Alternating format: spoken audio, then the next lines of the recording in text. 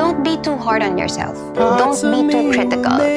Minsan nga maganda rin na matuto tayong pagtawanan yung mga sarili natin.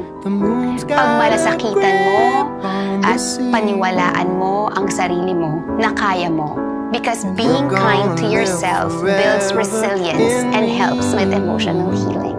You may have had a painful or terrible past, but let me tell you, your story isn't over yet. You can always begin again.